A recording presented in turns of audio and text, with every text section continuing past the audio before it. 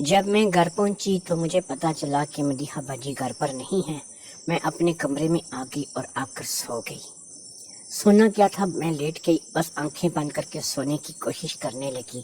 اس دوران میں سب کچھ یاد کر رہی تھی کہ میں نے آج صبح سے لے کے ابھی تک کیا کیا کیا اور کن کن حالات سے گزر کر میں پہنچی۔ مجھے اگرچہ بھوک لگ رہی تھی لیکن مجھے نیند بھی آئی ہوئی تھی۔ میں بہت زیادہ تھک گئی تھی جس وجہ سے میں سو گئی۔ میرا ذہن یہ تھا کہ میں سو کر اٹھوں گی تو میں کھانا کھاؤں گی اور اتنی دیر تک مدیحہ باجی بھی جہاں کہیں بھی گئی ہوئی ہے وہاں سے واپس آ جائے گی۔ مجھے اب مدیحہ باجی سے ملنا تھا اور مدیحہ باجی سے مل کر ساری بات کرنی تھی۔ لہٰذا اسی طرح رات ہو گئی اور رات کو میں نے کھانا کھایا اور پھر کیونکہ میں نے دن کو اچھا خاصا آرام کیا ہوا تھا تو میں اب اس چکر میں تھی کہ رات کو میں جاگوں گی اور نازیہ کے سو جانے کے بعد میں میسج کروں گی مدیحہ باجی کو، اور مدیحہ باجی کو میں ساری صورتحال سے آگاہ کروں گی کہ میرے ساتھ کیا ہوا ہے۔ نازیہ کے سونے تک میں انتظار کرتی رہی اور پھر آخرکار ایسا ہوا کہ نازیہ سو گئی۔ جیسے ہی نازیہ سوئی میں نے اپنا کام شروع کر دیا۔ میں نے اپنا موبائل اٹھایا اور اس میں فٹافٹ سے میں نے دوسری سم ڈالی جس پہ میرا ڈیٹا پیکج تھا، اور پھر میں نے اپنا میموری کارڈ بھی نکال کر کے اس میں ڈال دیا۔ اب میں نے نازیہ کو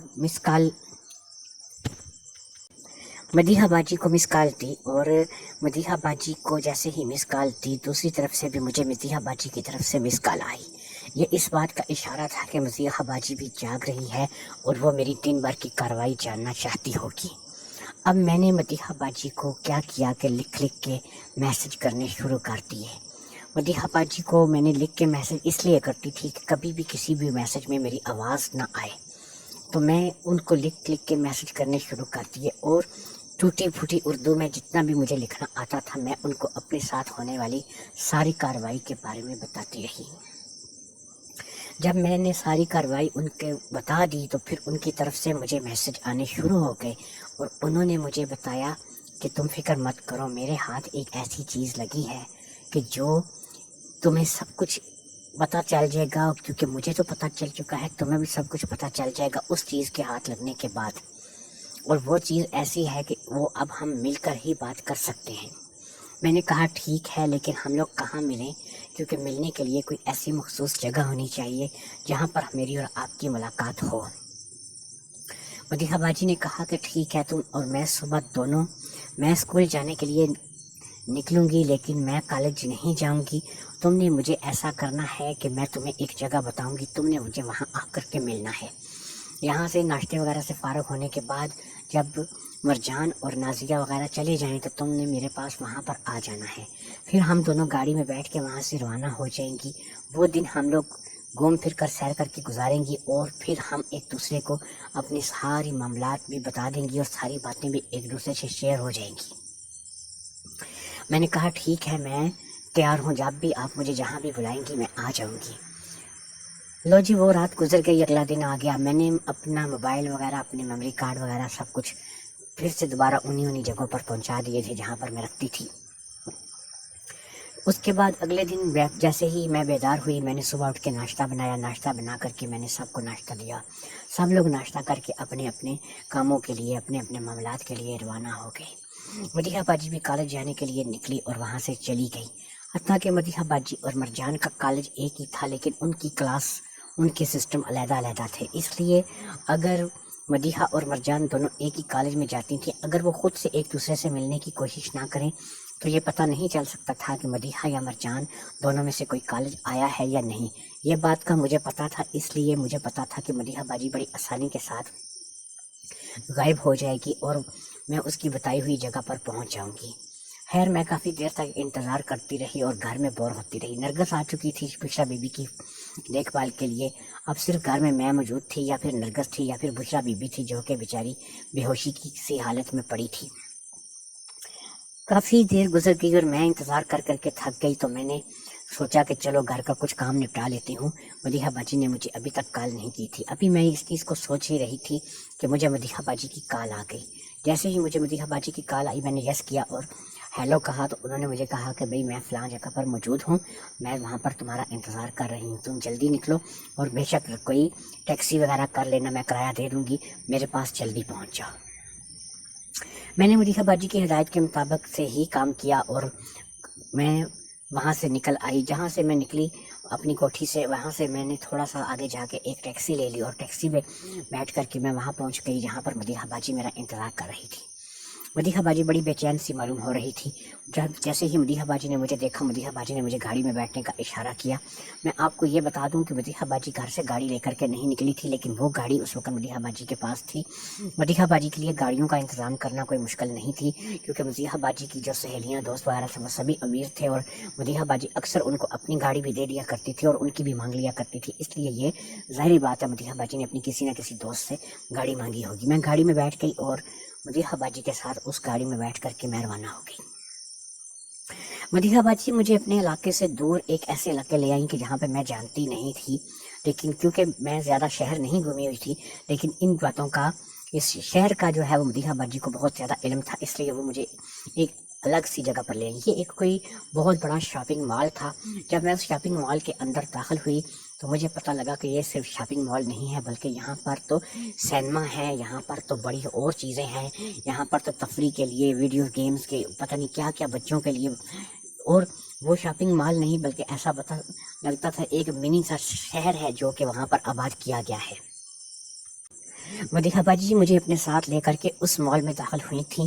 مجھے اس بات کی سمجھ میں نہیں آ رہی تھی کہ یہ مال تو اس قدر زیادہ رش سے بھرا ہوا تھا اور یہاں پر اس قدر زیادہ لوگ تھے، تو میں مدیحہ باجی کے ساتھ کہاں بیٹھ کر ساری بات شیئر کروں گی.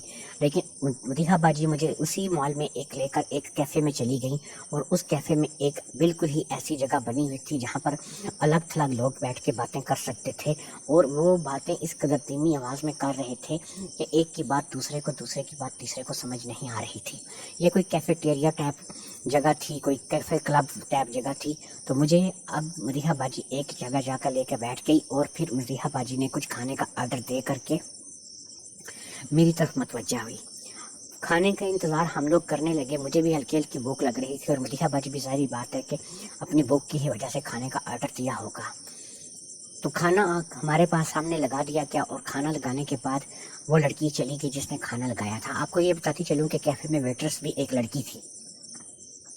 جب وہ لڑکی وہاں سے چلی گئی اور میں اور مدیحہ باجی آمنے سامنے تھے تو مجھے مدیحہ باجی نے کہا کہ ہاں بھی بتاؤ، اب مجھے تمہارا رات کو جو تم نے مجھے میسج کیے ہیں اس میں مجھے کچھ باتوں کی سمجھ آئی ہے، کچھ میں نہیں آئی ہے. تو تم مجھے مکمل طور پر گائیڈ کرو کہ تم نے کیا دیکھا، کیسے دیکھا. تم جب بابا کی گاڑی میں چھپ کر کے گئی تو تمہارے ساتھ کیا ہوا، مکمل ہسٹری میں تم سے جاننا چاہتی ہوں. تو میں نے ایک ایک چیز جو ہے وہ مدیحہ باجی کو بتانی شروع کر دی. مدیحہ باجی بڑی تسلی سے میری بات کو سنتی رہی اور ہوں ہاں میں سر ہلاتی رہی. جب میری بات ختم ہوئی تو مدیحہ باجی نے کہا کہ دیکھو میری بات سنو. میرے ہاتھ ایک دفعہ ماریا کا موبائل لگا تھا. میرے ہاتھ، یہ تھوڑا غلطی ہوئی مجھ سے، میرے ہاتھ ایک دفعہ مرجان کا موبائل لگا تھا. مرجان کا پاسورڈ کیا تھا یہ مجھے نہیں پتا تھا، لیکن اس نے بھی کوئی پیٹرن لگا رکھا تھا. اب اس پیٹرن کی موجودگی میں اس کے موبائل کو استعمال نہیں کر سکتی تھی. مجھے اس کے پیٹرن کا بالکل پتہ نہیں تھا، لیکن میں مرجان کا موبائل حاصل کرنا چاہتی تھی کیونکہ مجھے بھی مرجان کے موبائل میں کچھ ایسی چیزوں کا شک پڑ رہا تھا. لیکن اس کام کے لیے میں نے مرجان کے اوپر نظر رکھنی شروع کر دی اور آخر کار ایک دن میں نے اس کا پیٹرن جو ہے وہ پتہ چلا لیا اور مجھے اس کے پیٹرن کی سمجھ آ گئی. یہ ان دنوں کی بات ہے کہ جب تم نے مجھ سے ذکر کیا کہ مرجان جو ہے وہ ساری باتیں چھپا رہی ہے اور اس نے کوئی بھی احتجاج نہیں کیا جبکہ اسے احتجاج کرنا چاہیے تھا. میں نے مرجان کو جب پیٹرن لگاتے دیکھا تو میں نے اس پیٹرن کو اپنے ذہن میں رکھ لیا. وہ پیٹرن کو اتنا مشکل نہیں تھا کہ میں اسے لگا نہیں سکتی تھی. اس لیے جیسے ہی مرجان نے اپنے موبائل کو چارجنگ کے لیے چھوڑا میں نے اس کے پیٹرن کو اوپن کیا اور اس کے پیٹرن میں سے میں نے فٹافٹ سے 2 سے 3 فولڈر، کیونکہ اتنے ہی فولڈر اس کے پیٹرن اس کے موبائل میں موجود تھے، اس کے میموری کارڈ سے 2 یا 3 فولڈر موجود تھے جو کہ میں نے فٹافٹ سے اپنے موبائل میں کاپی کر لیے اور اس کو شک تک نہ ہوا. پھر میں نے دوبارہ سے اس کو جو ہے وہیں پہ رہنے دیا. اس دوران مرجان جو ہے وہ غسل کر رہی تھی، نہا رہی تھی اور مجھے یہ موقع مل گیا تھا کہ میں اس کے موبائل سے چیزیں اپنی طرف ٹرانسفر کر لوں. جب میں نے تمام چیزیں مرجان کے موبائل سے اپنے موبائل میں ٹرانسفر کی تو اس وقت مجھے دیکھنے کا موقع نہیں تھا اور نہ ہی میں دیکھ سکتی تھی اور نہ ہی فٹافٹ دیکھنے سے میں چاہتی تھی کہ کسی کو مجھ پر شک ہو. اس لیے میں نے رات ہونے کا انتظار کیا. رات سے تمہارے ساتھ میری میسیج چیٹنگ ہوئی اور میسیج چیٹنگ کے بعد میں نے اس فولڈر کو اوپن کیا جو کہ میں نے مرجان کے نکالے تھے. یہ تقریباً 3 فولڈر تھے جو کہ 1.5-2 GB میں تینوں فولڈر لگے ہوئے تھے. تو میں نے مرجان کے وہ فولڈر جو اوپن کیے میں نے ان کو اچھی طرح سے کھنگال کر دیکھنا شروع کر دیا اور پھر میرے سامنے جو چیزیں آئیں ان کو دیکھ کر میری حیرت کی انتہا نہ رہی. اور اسی حیرت کی انتہا کی بنیاد پر جب میری تم سے دوبارہ بات ہوئی تو میں نے تمہیں کہا، تم نے جب مجھے بتایا کہ تم نے ماریا کے گھر مرجان کو دیکھا تو میں نے تمہیں کہا کہ تم جتنی جلدی ہو سکے مجھ سے ملاقات کرو، کیونکہ میں بھی تم سے اس سلسلے میں بات کرنا چاہتی ہوں اور تم بھی میری بات جو ہے وہ غور سے سنو.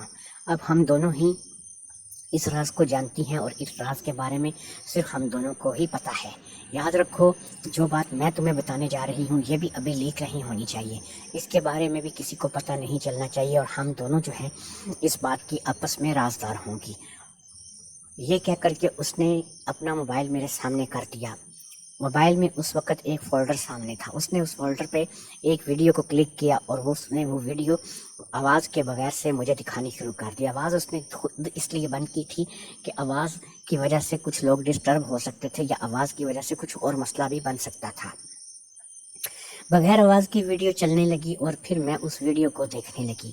وہ کوئی چھوٹی ویڈیو نہیں تھی، تقریباً 10 سے 12 منٹ کا بنایا ہوا ایک بڑا کلپ تھا. یہ کلپ دیکھنے کے بعد جو ہے میں حیرت کے سمندر میں غوطہ زن ہو گئی. مجھے سمجھ میں نہیں آ رہا تھا کہ کیا یہ بھی ہو سکتا ہے اور ایسا بھی ہو سکتا ہے. جی ہاں، اس کلپ میں بڑی ہی عجیب بات میرے سامنے آئی تھی. یہ ویڈیو کلپ جو میں نے دیکھا تھا اس میں میں نے مرجان کو دیکھا تھا. اس فولڈر میں یہ جو ویڈیو تھی یہ مرجان کی ویڈیو تھی اور مرجان جو تھی وہ سیٹھ ابراہیم کے ساتھ تھی. دونوں ہی مل کر گل کھلا رہے تھے، یعنی وہ مرجان کے جسم کو حاصل کر رہا تھا، استعمال کر رہا تھا، ہر حد کو کراس کر رہا تھا. لیکن یہاں پر میری حیرت کی انتہا نہیں تھی. یہاں پر مرجان بڑھ چڑھ کر سیٹھ ابراہیم کا ساتھ دے رہی تھی اور وہ تو ایسے مظاہرہ کر رہی تھی کہ جیسے اسے کسی چیز کی ہوش ہی نہ ہو. اسے اس بات کی ذرا شرم جھجک اس ویڈیو میں محسوس نہیں ہو رہی تھی کہ وہ یہ سب کچھ اپنے سگے باپ کے ساتھ کر رہی ہے اور سیٹھ ابراہیم بھی درندوں کی طرح سے اسے بمبوڑ رہا تھا اور اس کو استعمال کر رہا تھا. یہ ویڈیو کلپ دیکھنے کے بعد میری اور مدیحہ کی حیرت کی انتہا نہیں تھی. مدیحہ باجی بھی اس بات کو جان چکی تھی کہ یہ ویڈیو کلپ جو ہے یہ مرجان کا اور مرجان جو ہے وہ رازدار ہے سیٹھ ابراہیم کی.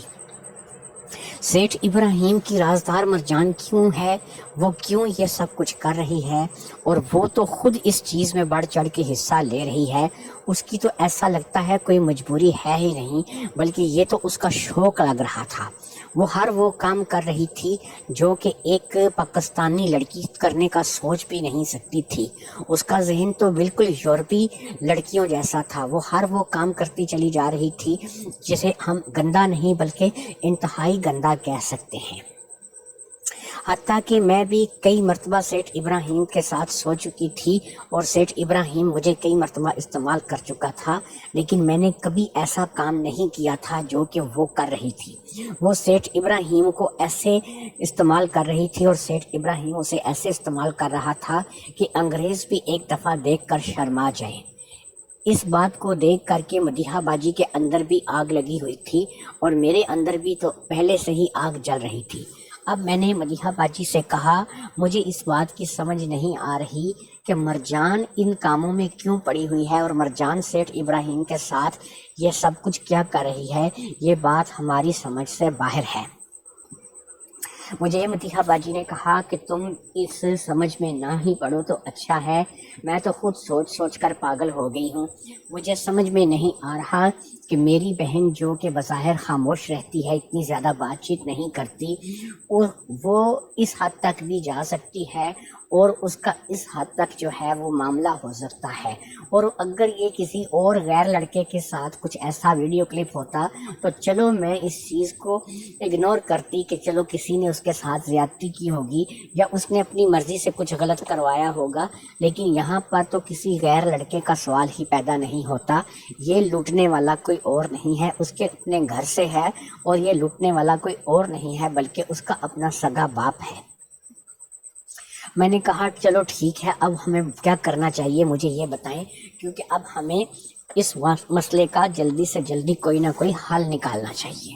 مدیحہ باجی نے کہا اب اس کا ایک ہی حل ہے کہ یہ ویڈیوز میرے پاس بھی موجود ہیں، تمہارے پاس بھی بہت ساری ویڈیوز موجود ہیں، ہمیں ماریا کے بارے میں مزید باتیں پتہ کرنی ہوں گی، اور پھر جیسے ہی ہمیں ماریا کے بارے میں باتیں پتہ چلیں گی، ہم اس بات کو لے کر کے سیٹھ ابراہیم یعنی میرے والد پر اٹیک کریں گے اور اس کو اس بات میں لائیں گے کہ وہ ہمیں اصلیت بتائے کہ یہ سب ہے کیا اور یہ سارا چکر کیا ہے۔ لیکن اس کے لیے ہماری ملاقات ماریا سے ہونا ضروری ہے، اور ہو سکتا ہے کہ ہماری تیسری ساتھی جو ہمارے ساتھ ملے وہ ماریا ہو جائے۔ اور تم نے بتایا تھا جبکہ تمہارے ساتھ میری میسج چیٹنگ ہو رہی تھی کہ نازیہ بھی میرے باپ کی ہوس کا شکار بن چکی ہے، تو ہو سکتا ہے کہ نازیہ بھی جب ہمارے ساتھ مل جائے، جب ہم 3 سے 4 لڑکیاں ہوں گی تو ہماری بات وزن رکھے گی، اور سیٹھ ابراہیم کے لیے بہت ہی زیادہ مشکل وقت آ جائے گا اگر ہم 4-5 لڑکیاں مل کر کے اس کے خلاف گواہی دیں گی۔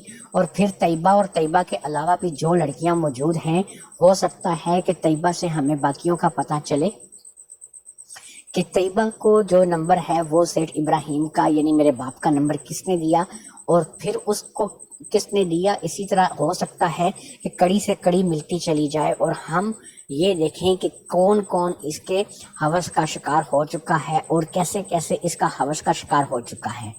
لیکن اس سے پہلے میں تمہارے بارے میں یہ جاننا چاہتی ہوں، مدیحہ نے مجھے کہا کہ میں تمہارے بارے میں یہ جاننا چاہتی ہوں لبنہ کہ تم اس ہوس کا شکار کیوں ہو گئی۔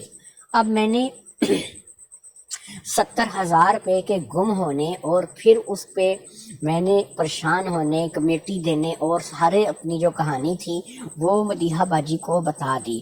اب مدیحہ باجی اس میری بات کو سن کر کے سوچ میں پڑ گئی۔ پھر اس نے مجھے کہا کہ میں جان گئی ہوں، مجھے سمجھ آ گئی ہے کہ تمہارا 70,000 روپیہ کہاں گیا اور تمہارا 70,000 روپیہ کس نے نکالا۔ میں نے کہا مجھے بتائیے کہ میرا 70,000 روپیہ کہاں گیا اور میرا 70,000 روپیہ کس نے نکالا۔ اس نے کہا تمہارا 70,000 روپیہ مرجان نے نکالا تھا، اس لیے کہ مرجان نے تمہیں جو پیسے تو تم سے چوری کیے تھے ان میں سے کچھ پیسے ایسے تھے کہ وہ پیسے میں نے مرجان کے پاس دیکھے تھے اور مجھے شک ہوا تھا کہ یہ نوٹ جو مرجان اس وقت گن رہی ہے، جو مرجان کے پرس میں یہ نوٹ ہیں، یہ نوٹ تو وہ ہیں کہ جو میں نے لبنہ کو کمیٹی کے طور پر یعنی تمہیں کمیٹی کے طور پر دیے تھے، اور یہ نوٹ جو ہیں یہ گھوم پھر کر اس کے پاس کیسے آ گئے ہیں۔ پھر میں نے اس چیز کو اگنور کر دیا تھا، میں نے سوچا تھا کہ شاید ہو سکتا ہے کہ اس نے تم سے کچھ پیسے لیے ہوں یا تم نے اسے کچھ پیسے دیے ہوں یا کچھ اس قسم کا معاملہ ہوا ہو۔ تو اب مجھے خیال آیا کہ وہ ایسا معاملہ نہیں تھا، بلکہ وہ چند نوٹ چند پیسے ایسے تھے کہ جو اس کمیٹی کے پیسوں میں سے باقی بچتے تھے، اور وہ کمیٹی کے پیسے تمہارے ہی پیسے تھے جو کہ مرجان نے چوری کیے تھے۔ اور اب مجھے اس چیز کا شک ہو گیا ہے کیونکہ مرجان ایک کھاتے پیتے گھر سے تعلق رکھنے والی لڑکی ہے، تو تمہارے پاس سے 70,000 روپے چوری کرنا مرجان کا کام نہیں بنتا تھا۔ یہ مرجان نے ضرور کسی نہ کسی کے کہنے پر، اور ہو سکتا ہے کہ میرے باپ یعنی سیٹھ ابراہیم کے کہنے پر ہی چوری کیے ہوں۔ اس طریقے سے وہ تمہیں پھنسانا چاہتے ہوں، اپنے دانتوں کے نیچے لانا چاہتے ہوں۔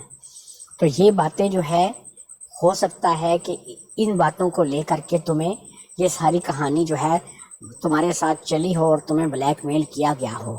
کیونکہ بہرحال تم ایک بات تو اپنے ذہن میں رکھو کہ مجھے اب پورا اس بات کا شک ہو گیا ہے کہ مرجان ہی نے وہ تمہارے پیسے لیے تھے، کیونکہ چند پیسے ایسے تھے کہ جن کو مجھے جب میں نے مرجان کے پاس دیکھے تو وہ مجھے دیکھے دیکھے سے لگے تھے۔ بہرحال جو بھی ہے، اب ہم دونوں نے اس بات کا کوئی نہ کوئی حل نکالنا ہے۔ یہاں کیفیٹیریا سے ہم لوگ فارغ ہونے کے بعد دونوں گاڑی میں بیٹھ کر ماریا کے گھر چلیں گی۔ کیا تمہیں ماریا کا گھر یاد ہے؟ میں نے کہا کہ مجھے اس علاقے کا تھوڑا تجربہ ہے، میں نے وہ کچھ حد تک جو ہے میں بتا سکتی ہوں، لیکن میں اتنا زیادہ گہرائی میں نہیں جا سکتی۔ مجھے جب میں وہاں پر گئی تھی تو میں ڈکی میں بند ہو کر گئی تھی، اور جب میں واپس آئی ہوں تو مجھے واپس آنے کی جلدی تھی، ارد گرد کی چیزوں پر میں نے کوئی غور نہیں کیا، مجھے کوئی چیزیں نظر نہیں آئیں، لہٰذا میں تھوڑا بہت آپ کی رہنمائی کر سکتی ہوں۔ اس نے کہا کہ چلو ٹھیک ہے، تم میری تھوڑی بہت رہنمائی کرو، میں گلبرگ کے ایریے کو بڑی اچھی طرح سے جانتی ہوں، میں تمہیں اس علاقے میں لے کر جاتی ہوں، اگر تمہیں کوئی جانی پہچانی چیز، جگہ یا کوئی کوٹھی نظر آئے تو تم مجھے بتا دینا۔ میں نے کہا ٹھیک ہے، میں آپ کے ساتھ چلنے کے لیے تیار ہوں۔ ہم کیفیٹیریا سے بل پے کر کے نکلی اور پھر گاڑی میں بیٹھ کر کے ہم گلبرگ کی طرف روانہ ہو گئی۔ گلبرگ کافی حد تک گھومنے کے بعد، مختلف سڑکیں، مختلف گلیوں، مختلف بازاروں میں گھومنے پھرنے کے باوجود بھی مجھے وہ علاقہ نظر نہیں آ رہا تھا، وہ کوٹھی نظر نہیں آ رہی تھی جس میں ماریہ رہتی تھی۔ اب ہمیں کافی دیر ہو چکی تھی اور اب ہم دونوں کو ہی گھر جانا چاہیے تھا۔ ہوا یہ کہ مدیحہ باجی نے مجھے کہا کہ تم ایسا کرو کہ میں تمہیں کوٹھی کے بالکل قریب اتار کر گھر چلی جاؤں گی، تم اگر آنا چاہو تو کوئی رکشہ ٹیکسی لے کر کوٹھی تک آ جانا، یا پھر تم ایسا کرنا کہ وہاں سے چل کر بھی تم کوٹھی پہنچ سکو گی۔ مدیحہ باجی نے مجھے کوٹھی سے قریب ہی اتار دیا اور پھر وہ خود گاڑی لے کر کوٹھی میں چلی گئی۔ پھر تھوڑا وقفہ ڈال کر کے میں بھی پیدل چلتی ہوئی کوٹھی میں داخل ہو گئی۔ اس طریقے سے مدیحہ باجی اور میں دونوں الگ الگ ٹائم میں کوٹھی میں داخل ہوئے تاکہ کسی کو پتہ نہ چل سکے کہ ہم دونوں اکٹھے تھے۔ 2 دن مزید گزر گئے، نہ ہم لوگوں کو کوئی موقع ملا ملنے کا، نہ باہر جانے کا۔ ہم لوگوں نے تھوڑی سی واٹس ایپ پہ چیٹنگ ضرور کی تھی اور اب میں ہلکی آواز میں وائس میسج کر دیتی تھی اور ادھر سے بھی مجھے وائس میسج آ جاتا تھا۔ اس گھر میں اب صرف ایک ایسا شخص تھا، ایک ایسی لڑکی تھی جو کہ میری ہم خیال تھی اور میرے ساتھ مل کے چل رہی تھی، اور وہ صرف مدیحہ باجی تھی۔ میں مدیحہ باجی کے ساتھ مل کے چل رہی تھی اور وہ میرے ساتھ چل رہی تھی۔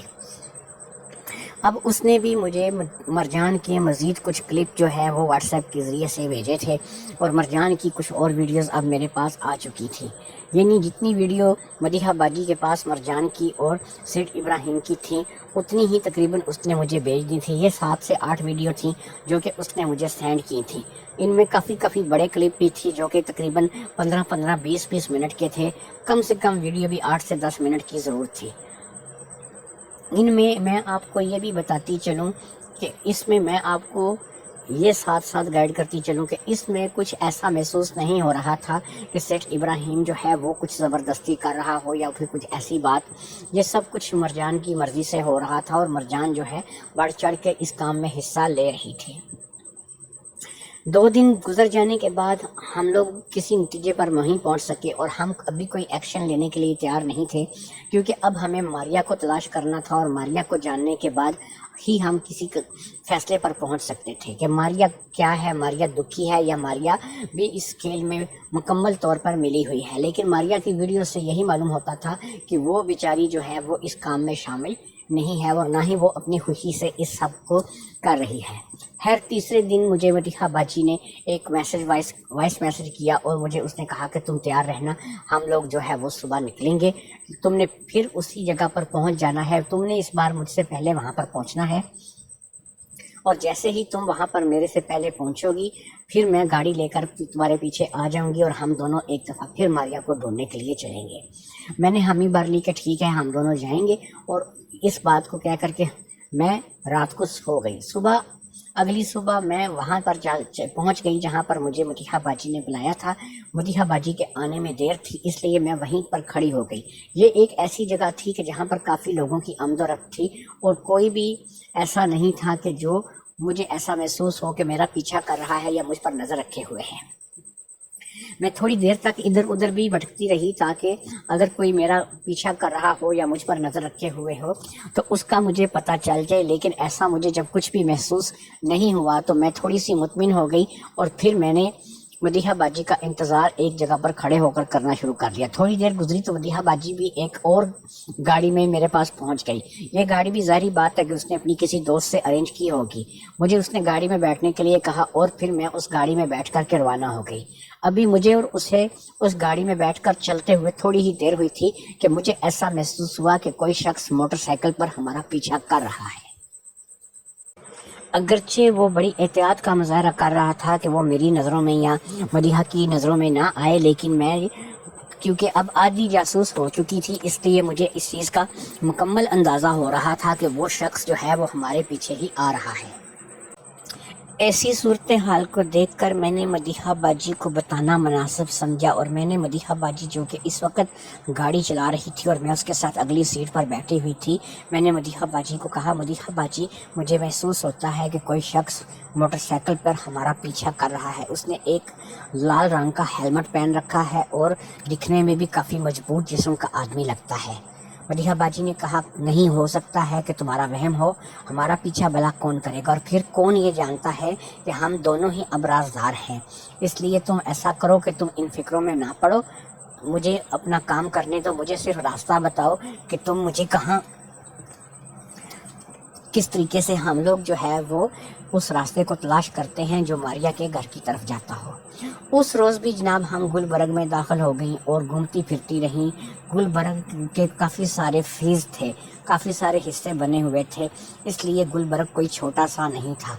तो लिहाजा गुलबर्ग में घूमते हमें काफ़ी देर हो गई। 1.5 से 2 घंटे तक हम उस गाड़ी में बैठकर गुलबर्ग में घूमते रहे और फिर अचानक मुझे कुछ ऐसी जानी पहचानी जगह नज़र आई कि जो मारिया के घर की तरफ जाती थी, जिनका मारिया के घर से ताल्लुक़ हो सकता था।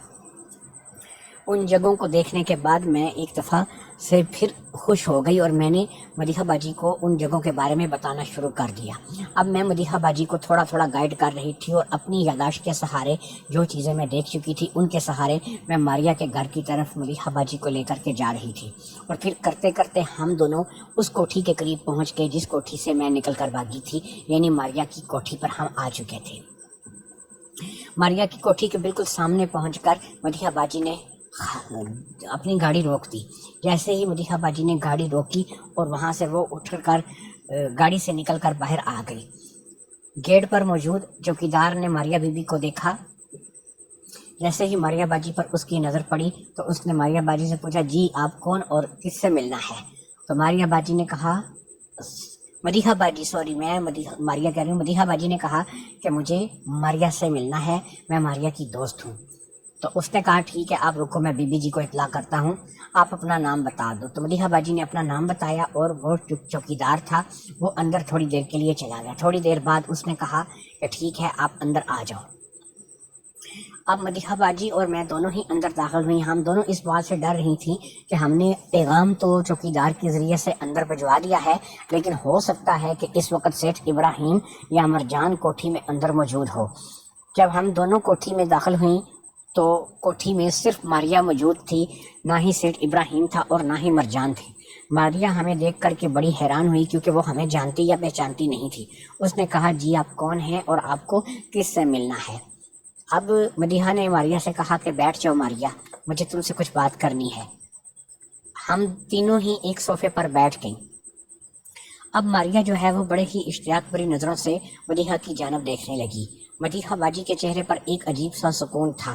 थोड़ी देर तक मदीहा बाजी ने कहा, मारिया तुम्हें पता है कि तुम मेरी क्या लगती हो या मैं तुम्हारी क्या लगती हूँ?